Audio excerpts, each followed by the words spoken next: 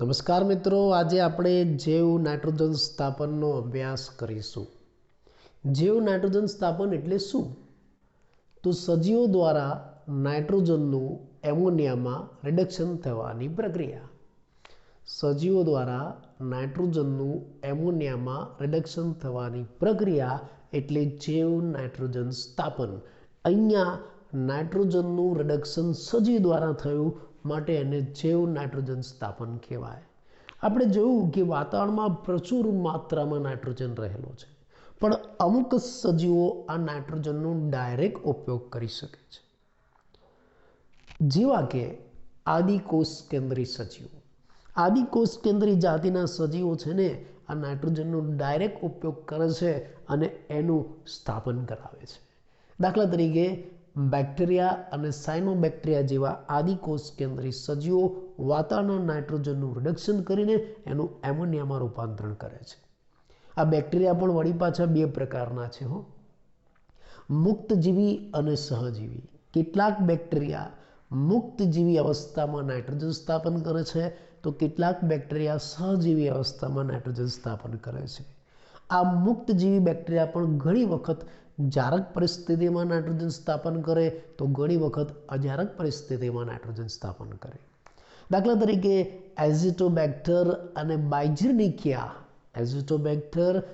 બાયજિર્નિકિયા જેવા જારક શ્વસન કરતા બેક્ટેરિયા મુક્તજીવી અવસ્થામાં નાઇટ્રોજન સ્થાપન કરે છે, પણ આ રોડોસ્પાઇરિલિયમ જેવા અજારક બેક્ટેરિયા એ મુક્તજીવી અવસ્થામાં નાઇટ્રોજન સ્થાપન કરે છે।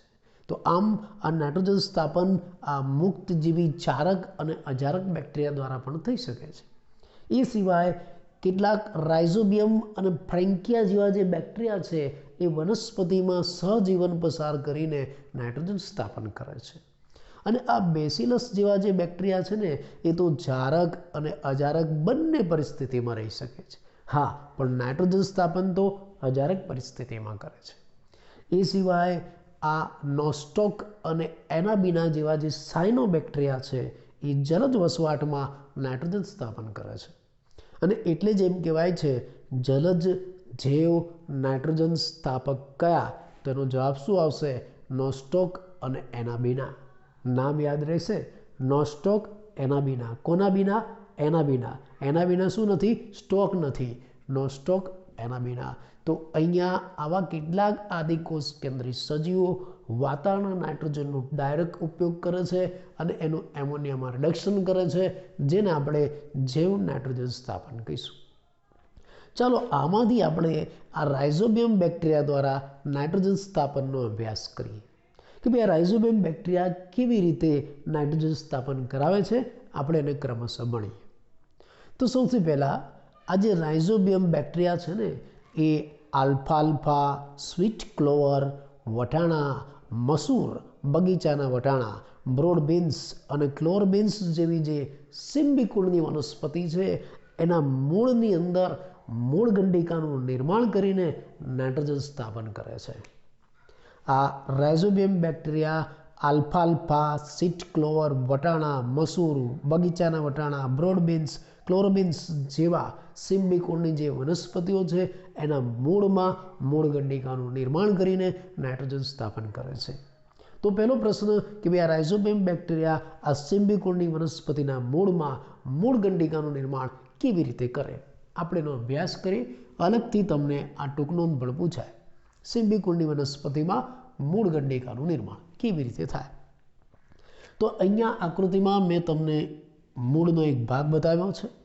આ મૂળનો એક ભાગ છે, આ બહાર રહેલું આ મૂલાદિ સ્તર છે, આ અંદર બાહ્યકનો વિસ્તાર છે, આ મૂળરોમ છે, અને આ મૂળ ક્યાં છે? ભૂમિમાં। આ ભૂમિના કણો છે, જો આ ભૂમિના કણો, ભૂમિના કણોની વચ્ચે આ મૂળરોમ પ્રસાર થાય છે। તો અહીંયા મેં તમને એક મૂળ બતાવ્યું છે, અને આ મૂળમાં મૂળગંડિકાનું નિર્માણ કેવી રીતે થાય આપણે પ્રેક્ટિકલી આકૃતિ સાથે સમજીએ। હવે શું બને છે? આપણે એમ કહીએ છીએ કે આ રાઇઝોબિયમ બેક્ટેરિયા એ સિમ્બી કુળની વનસ્પતિના મૂળમાં સહજીવન પસાર કરે છે, પણ એક અગત્યની બાબત, આ રાઇઝોબિયમ બેક્ટેરિયા શરૂઆતથી જ સિમ્બી કુળની વનસ્પતિમાં સહજીવન પસાર નથી કરતા। શરૂઆતથી જ સિમ્બિકુળની વનસ્પતિમાં મૂળ ગંડિકા નથી બનાવતા. શરૂઆતમાં આ રાઇઝોબિયમ બેક્ટેરિયા મુક્ત જીવી હોય છે. આ રીતે ભૂમિના કણોની વચ્ચે જમીનમાં રહેતા હોય છે. એટલે ભલે આપણે રાઇઝોબિયમ બેક્ટેરિયાને સહજીવી કહેતા હોય, પણ શરૂઆતમાં એ કેવા છે? મુક્ત જીવી છે. આ બધા બેક્ટેરિયા લાલ કલરમાં મેં તમને બતાવ્યા છે ને, આ બધા બેક્ટેરિયા છે. એ શરૂઆતમાં મુક્ત જીવી છે, ભૂમિમાં વસે છે, આ મૂળની નજીક. પછી શું કરે? આ મૂળની નજીક રહેલા આ જે રાઇઝોબિયમ બેક્ટેરિયા છે એ બહુગુણન પામે. બહુગુણન પામે અને એની વસ્તીમાં વધારો કરે, જેને રાઇઝોસ્ફિયર કહેવાય. આજે રાઇઝોબિયમ બેક્ટેરિયાની સંખ્યા પુષ્કળ વધી જાય મૂળની આજુબાજુ, અને રાઇઝોબિયમ બેક્ટેરિયાની કોલોની તૈયાર કરે, જેને રાઇઝોસ્ફિયર કહેવાય છે. રાઇઝોસ્ફિયર, રાઇઝોબિયમ બેક્ટેરિયાનું આવરણ, રાઇઝોસ્ફિયર, એટમોસ્ફિયર, આપણે સ્ફિયર શબ્દ બોલીએ છીએ ને, એટલે આવરણ, વાતાવરણ. એમાં રાઇઝોબિયમ બેક્ટેરિયાનું આવરણ એટલે નામ શું આપ્યું? રાઇઝોસ્ફિયર. એટલે આ જે સિમ્બિકુળની વનસ્પતિના મૂળ છે એની આજુબાજુ જે ભૂમિના કણ રહેલા છે, એ ભૂમિના કણોની વચ્ચે આ રાઇઝોબિયમ બેક્ટેરિયા બહુગુણન પામે છે, પોતાની વસ્તીમાં વધારો કરે છે, જેને રાઇઝોસ્ફિયર કહેવાય છે. પછી શું થશે? આ રાઇઝોબિયમ બેક્ટેરિયા છે ને એ ગાંઠ પ્રેરક કારકનો સ્ત્રાવ કરે. આ રાઇઝોબિયમ બેક્ટેરિયા ગાંઠ પ્રેરક કારકનો સ્ત્રાવ કરે છે. અને આ ગાંઠ પ્રેરતું કારક છે શું કરશે? એ આ જે સીધું મૂળરોમ છે ને એમાં વલન કરાવે છે. આ રીતે અંકુશ જેવી રચના બનાવે. આ રાઇઝોબિયમ બેક્ટેરિયામાંથી ગાંઠ પ્રેરક કારકનો સ્ત્રાવ થાય છે. આ કારક આ મૂળરોમમાં વલન કરાવે છે, આવી અંકુશ જેવી રચના બનાવે છે, એટલે મૂળરોમ વળી જાય આ અંકુશની જેમ. પછી શું થાય? પછી આ જે વળેલો મૂળરોમ છે ને એ ભાગેથી આ રાઇઝોબિયમ બેક્ટેરિયા એ આ મૂળરોમમાં પ્રવેશે છે. આ રીતે રાઇઝોબિયમ બેક્ટેરિયા મૂળરોમની અંદર પ્રવેશે છે અને આવા સંક્રમિત તાંતણાનું નિર્માણ કરે છે. સંક્રમિત પાતળા તંતુ અથવા તો તાંતણાનું નિર્માણ કરે છે, અને આ તાંતણા દ્વારા આ રાઇઝોબિયમ બેક્ટેરિયા આ મૂળરોમમાં વહન પામે છે. અને આ સંક્રમિત તાંતણા રાઇઝોબિયમ બેક્ટેરિયાને છેક બાહ્યક સુધી પહોંચાડી દે છે. આ બાહ્યક.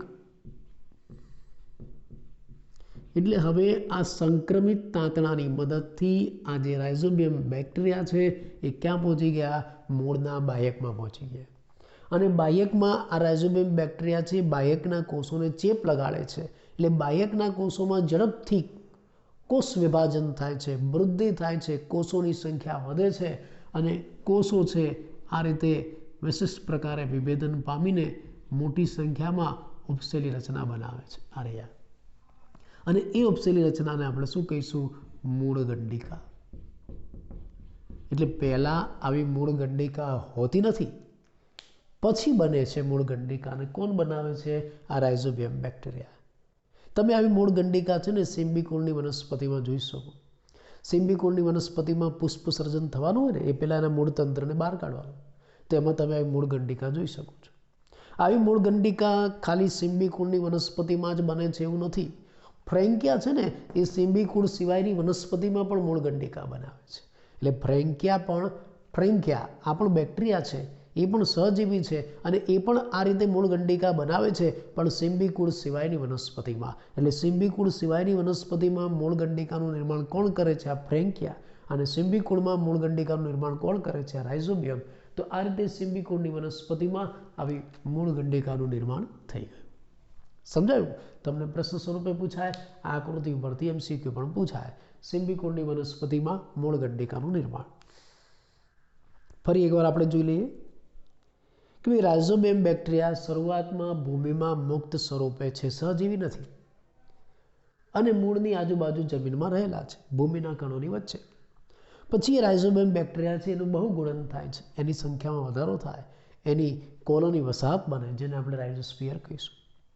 આ રાઇઝોસ્ફિયર શું કરશે? આ જે મૂળરોમ છે ને એને ચેપ લગાડે છે, ગાંઠ પ્રેરક કારકનો સ્ત્રાવ કરે, એટલે આ મૂળરોમ છે ને વળી જાય, અંકુશની જેમ વલન પામે છે. અને પછી વળેલો ભાગ છે ને ત્યાંથી રાઇઝોબિયમ બેક્ટેરિયા અંદર પ્રવેશે. અંદર પ્રવેશીને આવા સંક્રમિત તાંતણાનું નિર્માણ કરે, અને આ સંક્રમિત તાંતણા દ્વારા જ આ રાઇઝોબિયમ બેક્ટેરિયા છે એ મૂળની અંદર છેક બાહ્યક સુધી પહોંચે છે. અને પછી આ સંક્રમિત તાતણા છે ને એ રાઇઝોબિયમ બેક્ટેરિયાને બાહ્યકમાં મુક્ત કરે છે. બાહ્યકની અંદર આ બેક્ટેરિયા ચેપ લગાડે છે અને બાહ્યકના કોષોમાં સતત કોષ વિભાજન અને વૃદ્ધિ કરાવે છે. કોષોની સંખ્યા વધે છે અને એ ભાગ ઉપસીને ગાંઠ જેવો થઈ જાય છે, જેને આપણે મૂળ ગંડિકા કહીશું. આવી જે પુખ્ત મૂળ ગંડિકા બની એની અંદર શું હોય વાસ્તવિક રીતે તમારે જોવું હોય તો તમારે મૂળ ગંડિકાનો છેદ લેવો પડશે. તો ચાલો આપણે આ મૂળ ગંડિકાનો છેદ લઈને જોઈએ. માન લો કે આવી મૂળ ગંડિકા છે, એનો તમે છેદ લઈને જુઓ તો એની અંદર તમને શું જોવા મળશે? તો એની અંદર આવા રાઇઝોબિયમ બેક્ટેરિયા તો હશે જ.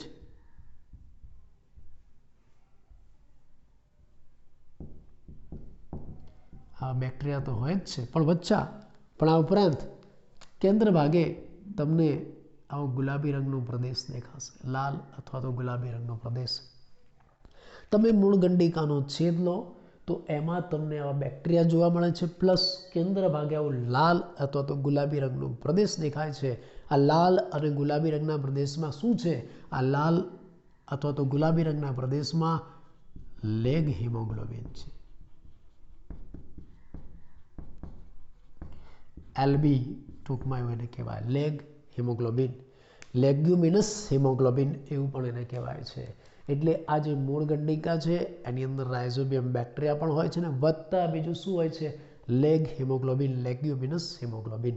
આ શું છે? આ લેગ હિમોગ્લોબિન એક હિમોગ્લોબિન જેવું રંજક દ્રવ્ય છે. જેમ હિમોગ્લોબિન શ્વસન રંજક દ્રવ્ય છે ને એવું પણ આ એક રંજક દ્રવ્ય છે. એ શું કામ કરે? આ લેગ હિમોગ્લોબિન નાઇટ્રોજિનેઝ ઉત્સેચકને નાઇટ્રોજન સ્થાપન માટે જરૂરી ઉત્સેચક નાઇટ્રોજિનેઝ ઉત્સેચક. એટલે નાઇટ્રોજિનેઝ એ નાઇટ્રોજન સ્થાપન માટેનો જરૂરી ઉત્સેચક છે. અને આ લેગ હિમોગ્લોબિન શું કરશે? આ નાઇટ્રોજિનેઝ ઉત્સેચકને ઓક્સિજનની આડઅસરથી બચાવશે, ઓક્સિજનથી રક્ષણ આપશે. કેમ કે નાઇટ્રોજિનેઝ ઉત્સેચક અત્યંત ઓક્સિજન સંવેદી છે, એટલે ઓક્સિજન સાથે જોડાવા માટે તત્પર હોય છે. પણ આ લેગ હિમોગ્લોબિન છે ને એના કરતાં પણ ઓક્સિજન પ્રત્યે વધારે સંવેદી છે. એટલે આ લેગ હિમોગ્લોબિન શું કરશે? ઓક્સિજનને નાઇટ્રોજિનેઝ ઉત્સેચક સાથે નહીં જોડાવા દે. જો ઓક્સિજન નાઇટ્રોજિનેઝ ઉત્સેચક સાથે જોડાઈ જાય ને તો નાઇટ્રોજન સ્થાપનની પ્રક્રિયા જ ન થાય. એટલે આ લેગ હિમોગ્લોબિન શું કરે છે? એક અનુકૂલન છે. મૂળ ગંડિકામાં નાઇટ્રોજન સ્થાપન માટેનું એક અનુકૂલન. મૂળ ગંડિકામાં આ જે રાઇઝોબિયમ બેક્ટેરિયા છે ને એમાંથી નાઇટ્રોજન સ્થાપન માટેના એક ઉત્સેચકનો સ્ત્રાવ થાય છે. મૂળ ગંડિકામાં આ જે રાઇઝોબિયમ બેક્ટેરિયા છે એમાંથી નાઇટ્રોજનનું સ્થાપન કરતા એક ઉત્સેચકનો સ્ત્રાવ થાય છે, જેનું નામ છે નાઇટ્રોજિનેસ. આ બેક્ટેરિયા છે ને એમાંથી નાઇટ્રોજિનેઝ ઉત્સેચકનો સ્ત્રાવ થાય. અને આ નાઇટ્રોજિનેઝ ઉત્સેચક શું કરાવે? આ નાઇટ્રોજિનેઝ ઉત્સેચક વાતાવરણના નાઇટ્રોજનનું એમોનિયામાં રિડક્શન કરાવે. પણ આ નાઇટ્રોજિનેઝ ઉત્સેચક આ વાતાવરણના નાઇટ્રોજનનું એમોનિયામાં રિડક્શન ક્યારે કરાવશે? જો ઓક્સિજન નહીં હોય ત્યારે. જો ઓક્સિજન નહીં હોય તો. જો ઓક્સિજન હશે ને તો આ નાઇટ્રોજિનેઝ ઉત્સેચક એ નાઇટ્રોજનનું એમોનિયામાં રિડક્શન ન કરાવી શકે. એટલે આ નાઇટ્રોજિનેઝ ઉત્સેચકને ઓક્સિજનની આડઅસરથી બચાવવા માટે આ મૂળ ગંડિકામાં લેગ હિમોગ્લોબિન આવેલું છે, જે નાઇટ્રોજન સ્થાપન માટે મદદ કરે છે. લેગ હિમોગ્લોબિન શું કરશે? લેગ હિમોગ્લોબિન મૂળ ગંડિકામાં રહેલા ઓક્સિજનને વાપરી નાખશે. એટલે મૂળ ગંડિકામાં ઓક્સિજન વગરની અજારક પરિસ્થિતિ સર્જાશે. એનો મતલબ કે આ નાઇટ્રોજિનેઝ ઉત્સેચક નાઇટ્રોજનનું સ્થાપન કઈ પરિસ્થિતિમાં કરે છે? અજારક પરિસ્થિતિમાં કરે. એટલે નાઇટ્રોજન સ્થાપન મૂળ ગંડિકામાં અજારક પરિસ્થિતિમાં થાય. તો તમને એવું થશે કે આ બેક્ટેરિયા મૂળ ગંડિકામાં અજારક પરિસ્થિતિમાં જીવે છે? ના, આ બેક્ટેરિયા મૂળ ગંડિકામાં જ્યારે નાઇટ્રોજન સ્થાપન થતું હોય ત્યારે જ અજારક પરિસ્થિતિમાં જીવે છે. બાકી ભૂમિની અંદર આ બેક્ટેરિયા જારક પરિસ્થિતિમાં જીવે છે. એટલે રાઇઝોબિયમ બેક્ટેરિયા જારક અને અજારક બંને શ્વસન કરે. જ્યારે નાઇટ્રોજન સ્થાપન થાય મૂળ ગંડિકામાં ત્યારે અજારક પરિસ્થિતિમાં જ થાય. અને અજારક પરિસ્થિતિ કોના કારણે પેદા થાય છે? આ લેગ હિમોગ્લોબિનના કારણે. તો આમ આ મૂળ ગંડિકાની અંદર હવે નાઇટ્રોજન સ્થાપન માટેના બધા જ ઘટકો છે. એક તો રાઇઝોબિયમ બેક્ટેરિયા છે, એની અંદર નાઇટ્રોજનસ ઉત્સેચક છે અને વત્તા લેગ હિમોગ્લોબિન પણ આવેલો છે. તો ચાલો હવે આ મૂળ ગંડિકામાં નાઇટ્રોજન સ્થાપન કેવી રીતે થશે? આપણે એમ કહ્યું કે આ મૂળ ગંડિકામાં રાઇઝોબિયમ છે અને રાઇઝોબિયમ બેક્ટેરિયા નાઇટ્રોજિનેઝ ઉત્સેચકનું નિર્માણ કરશે અને નાઇટ્રોજિનેઝ ઉત્સેચક નાઇટ્રોજન સ્થાપન કરાવશે. કેવી રીતે? તો ચાલો આપણે આ નાઇટ્રોજિનેઝ ઉત્સેચકની કાર્યપદ્ધતિ સમજીએ. અહીંયા નાઇટ્રોજિનેઝ ઉત્સેચકની કાર્યપદ્ધતિની એક આકૃતિ મેં તમને આપેલી છે, પુસ્તકમાં પણ આપેલી છે કે ભાઈ આ નાઇટ્રોજિનેઝ ઉત્સેચક છે જે વાતાવરણના નાઇટ્રોજનનું રિડક્શન કરાવશે. કેવી રીતે? ચાલો આપણે સમજીએ કે ભાઈ આ નાઇટ્રોજિનેઝ ઉત્સેચક સૌ પ્રથમ વાતાવરણના નાઇટ્રોજન સાથે જોડાય છે. આ વાતાવરણનો N2 નાઇટ્રોજન, જેમાં 2 નાઇટ્રોજન પરમાણુ ત્રિબંધથી જોડાયેલા છે. ને 2 નાઇટ્રોજન પરમાણુ આવા ત્રિબંધથી જોડાયેલા છે. સૌ પ્રથમ આ વાતાવરણનો નાઇટ્રોજન આ નાઇટ્રોજિનેઝ ઉત્સેચક સાથે જોડાશે. કઈ જગ્યાએ? આવા ક્રિયાશીલ સ્થાને. અને શું બનાવશે? ઉત્સેચક પ્રક્રિયાર્થી સંકુલ.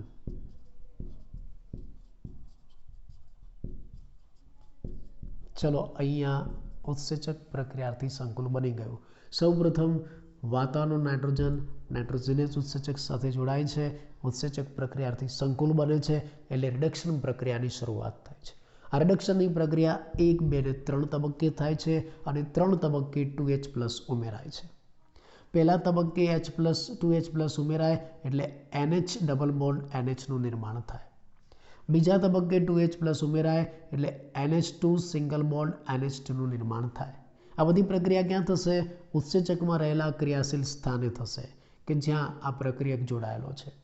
ફરી પાછું ત્રીજી વખત રિડક્શન થશે, 2H+ ઉમેરાય એટલે NH3 અને NH3 આવા 2 અણુનું નિર્માણ થશે. વચ્ચે બંધ નહીં હોય, 2 સ્વતંત્ર અણુ આપણને પ્રાપ્ત થશે, NH3 NH3. કઈ જગ્યાએ? આ ઉત્સેચક ઉપર રહેલા ક્રિયાશીલ સ્થાને. આ NH3 એમોનિયા એ તો આપણી નિપજ છે, એટલે અહીંયા હવે ઉત્સેચકમાં નિપજ બની ગઈ, એટલે આને નિપજ અને ઉત્સેચક નિપજ સંકુલ કહેવાય છે. ઉત્સેચક નિપજ સંકુલ. હવે આ જે ઉત્સેચક નિપજ સંકુલ બન્યો, ક્રિયાશીલ સ્થાને જે પ્રક્રિયક જોડાયો તો હવે નિપજમાં ફેરવાઈ ગયો, એ નિપજ હવે આ ઉત્સેચકથી છૂટી પડશે. ઉત્સેચકમાંથી આ રીતે નિપજ છૂટી મળે છે, 2 NH3 ના અણુ છૂટા પડે છે, 2 NH3, અને ઉત્સેચક પોતાના મૂળ સ્વરૂપે પ્રાપ્ત થાય છે, આ રવા. અને આ ઉત્સેચક ફરી પાછો આ નાઇટ્રોજન સ્થાપનની ક્રિયામાં વપરાય. બરાબર? તો આ રીતે સિમ્બિકુળની વનસ્પતિમાં મૂળ ગંડિકામાં નાઇટ્રોજિનેઝ ઉત્સેચકની મદદથી નાઇટ્રોજન સ્થાપન થાય. પહેલાં આપણે આ મૂળ ગંડિકા કેવી રીતે બને એ જોયું. બરાબર? મૂળ ગંડિકાનું નિર્માણ સમજાયું. પછી આ મૂળ ગંડિકામાં શું છે? આ મૂળ ગંડિકામાં એક તો રાઇઝોબિયમ બેક્ટેરિયા છે ને વત્તા આવું લેગ હિમોગ્લોબિન છે. આ જે રાઇઝોબિયમ બેક્ટેરિયા છે એ શેનું નિર્માણ કરે છે? આ રાઇઝોબિયમ બેક્ટેરિયા નાઇટ્રોજિનેઝ ઉત્સેચકનું નિર્માણ કરે છે. અને નાઇટ્રોજિનેઝ ઉત્સેચક શું કરે? વાતાવરણના નાઇટ્રોજનનું સ્થાપન કરાવીને 2 એમોનિયા બનાવશે. કેવી રીતે? આપણે આકૃતિ દ્વારા સમજાવ્યું. સૌ પ્રથમ આ વાતાવરણનો નાઇટ્રોજન આ નાઇટ્રોજિનેઝ ઉત્સેચક સાથે જોડાય છે આવા ક્રિયાશીલ સ્થાને. શું બનાવ્યું? ઉત્સેચક પ્રક્રિયાર્થી સંકુલ. એટલે આ પ્રક્રિયા આગળ વધશે અને 3 તબક્કે રિડક્શન થશે. 3 તબક્કે 2H+ ઉમેરાશે. પહેલું રિડક્શન થાય, NH ડબલ બોન્ડ NH બને. ફરી પાછું રિડક્શન થાય, NH2 બનશે સિંગલ બોન્ડ. ફરી પાછું રિડક્શન થાય અને છેલ્લે આ ઉત્સેચકના ક્રિયાશીલ સ્થાને NH3 નું નિર્માણ થાય. આ રીતે નિપજ બની જશે. પછી આ નિપજ ઉત્સેચકથી છૂટી પડે, 2 NH3 છૂટા પડશે અને આ ઉત્સેચક પોતાના મૂળ સ્વરૂપે પ્રાપ્ત થશે, જેનો ફરી પાછો આ પ્રક્રિયામાં ઉપયોગ થાય. તો આ રીતે આ સિમ્બિકુળની વનસ્પતિની મૂળ ગંડિકામાં આ રાઇઝોબિયમ બેક્ટેરિયાની મદદથી નાઇટ્રોજન સ્થાપન થાય છે. આ ઉત્સેચક જો ઓક્સિજન મળે ને તો રિડક્શન નહીં કરાવે. એટલે આ ઉત્સેચકને આપણે ઓક્સિજનથી બચાવવું છે. આ ઉત્સેચકને ઓક્સિજનથી કોણ બચાવે છે? આ મૂળ ગંડિકામાં રહેલો leghaemoglobin. Leghaemoglobin oxygen પ્રત્યે અત્યંત સંવેદી છે, એટલે જે મૂળ ગંડિકામાં ઓક્સિજન આવશે ને એને આ લેગ હિમોગ્લોબિન ખેંચી લેશે. અચાનક પરિસ્થિતિનું નિર્માણ થશે અને એવા સમયે આવું નાઇટ્રોજન સ્થાપન થશે. આ આખી નાઇટ્રોજન સ્થાપનની પ્રક્રિયા અહીંયા આપણે સમીકરણ સ્વરૂપે દર્શાવી શકીએ છીએ. આ સમીકરણ છે નાઇટ્રોજન સ્થાપનનું સમીકરણ. N2 plus 8 electron plus 8 proton plus 16 ATP will gives 2 NH3 બે ammonia H2 16 ADP plus 16 PI આ નાઇટ્રોજન સ્થાપન માટેનું સમીકરણ પરીક્ષામાં પણ તમને પૂછાય. ફરી એકવાર N2 plus 8 electron plus 8 proton plus 16 ATP will gives 2 NH3 એટલે કે ammonia plus H2 plus 16 ADP plus 16 PI inorganic phosphate આ નાઇટ્રોજન સ્થાપનનું સમીકરણ થયું. હા, તમે આ સમીકરણ જો એના પરથી તમને ખબર પડશે કે આ બે એમોનિયાનું નિર્માણ કરવા માટે ખૂબ જ વધારે શક્તિની જરૂર પડે છે, 16 એટીપીની જરૂર પડે છે. એનો મતલબ કે એક એમોનિયાનું નિર્માણ કરવું હોય તો 8 એટીપીની જરૂર પડે. આ ખૂબ જ વધારે ઉર્જા શક્તિ છે. આ શક્તિ ક્યાંથી મળે? આ જરૂરી ઉર્જા યજમાન કોષમાંથી શ્વસન દરમિયાન પ્રાપ્ત થાય છે. તો આ રીતે સિમ્બિકોળની વનસ્પતિના મૂળમાં એની મૂળ ગંડિકામાં નાઇટ્રોજન સ્થાપન થાય છે.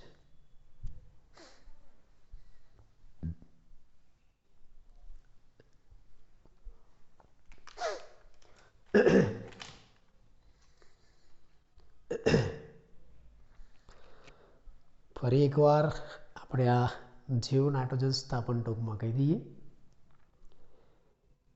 કે ભાઈ વાતાવરણના નાઇટ્રોજનનું સજીવો દ્વારા સ્થાપન થવાની પ્રક્રિયા એટલે જીવ નાઇટ્રોજન સ્થાપન. બીજા શબ્દોમાં સજીવો દ્વારા નાઇટ્રોજનનું એમોનિયામાં રિડક્શન થવાની પ્રક્રિયા એટલે જીવ નાઇટ્રોજન સ્થાપન. વાતાવરણમાં પુષ્કળ નાઇટ્રોજન છે, પણ દરેક સજીવ આ નાઇટ્રોજનનો ઉપયોગ નથી કરી શકતા. અમુક થોડી માત્રામાં સજીવો આ નાઇટ્રોજનનો ઉપયોગ કરી શકે છે, અને એ પણ કેવા? આદિકોષ કેન્દ્રી સજીવો, બેક્ટેરિયા અને સાયનોબેક્ટેરિયા. આ બેક્ટેરિયા મુક્તજીવી અને સહજીવી બંને અવસ્થામાં નાઇટ્રોજન સ્થાપન કરે છે. દાખલા તરીકે આ મુક્તજીવી બેક્ટેરિયા જે નાઇટ્રોજન સ્થાપન કરે છે એ જારક અને અજારક બંને પરિસ્થિતિમાં કરી શકે.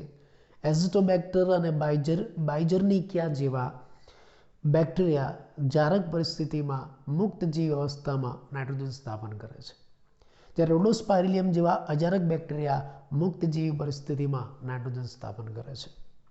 બેસિલસ જારક અને અજારક બંને પરિસ્થિતિમાં રહી શકે છે. આ રાઇઝોબિયમ અને બ્રેન્કિયા જેવા બેક્ટેરિયા છે ને એ સહજીવી પરિસ્થિતિમાં નાઇટ્રોજન સ્થાપન કરે છે. એમ તો આ નોસ્ટોગ અને એનાબીના જેવા જે સાયનોબેક્ટેરિયા છે જલજ પરિસ્થિતિમાં પાણીમાં નાઇટ્રોજન સ્થાપન કરાવે છે. ચાલો આપણે અહીંયા રાઇઝોબિયમ બેક્ટેરિયા દ્વારા નાઇટ્રોજન સ્થાપન કરાવીશું. રાઇઝોબિયમ બેક્ટેરિયા નાઇટ્રોજન સ્થાપન શેમાં કરાવે છે? સિમ્બિકોળની વનસ્પતિમાં. આલ્ફાલ્ફા, સ્વીટ ફ્લાવર, વટાણા, મસૂર, બગીચાના વટાણા, બ્રોડ બીન્સ, ક્લોવર બીન્સ વગેરેમાં નાઇટ્રોજન સ્થાપન રાઇઝોબિયમ દ્વારા થાય છે. આ રાઇઝોબિયમ બેક્ટેરિયા સૌથી પહેલાં આ સિમ્બિકોળની વનસ્પતિના મૂળ છે ને એમાં મૂળ ગંડિકાનું નિર્માણ કરે છે. કેવી રીતે કરે? આપણે આકૃતિ સાથે સમજીએ કે બે આ સિમ્બિકોળની વનસ્પતિનો એક મૂળ છે, એનો ભાગ મેં બતાવ્યો. એનું મૂલાદિ સ્તર, આ બાહ્યક, આ મૂળરોપ, અને આ મૂળ ક્યાં છે? આ ભૂમિમાં, ભૂમિના કણોની વચ્ચે. હવે શું થશે? સૌથી પહેલાં આ રાઇઝોબિયમ બેક્ટેરિયા એ ભૂમિમાં મુક્ત સ્વરૂપે મુક્તજીવી હોય છે. પછી એમાં બહુગુણન થાય છે અને આ બેક્ટેરિયાની સંખ્યા વધે છે અને આખું રાઇઝોસ્ફિયર બને છે. આ બેક્ટેરિયાનો ચેપ લાગવાથી આ જે મૂળરોમ છે ને એ વલન પામે છે. એમાંથી ગાંઠ પ્રેરક કારકનું નિર્માણ થાય એટલે વલન પામે, વળી જાય. અને પછી આ બેક્ટેરિયા વળેલા ભાગમાંથી આ મૂળરોમની અંદર પ્રવેશે છે અને એક સંક્રમિત તાંતણાનું નિર્માણ કરે છે.